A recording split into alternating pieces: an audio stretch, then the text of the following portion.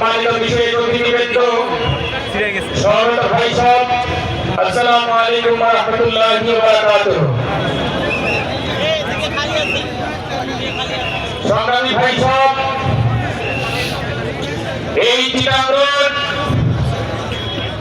এমন একটি জনপদ, এই নারায়ণগঞ্জ এমন একটি জনপদ, বিগত 17 বছরের পিছনের দিকে তাকালে আমরা দেখতে পাই এই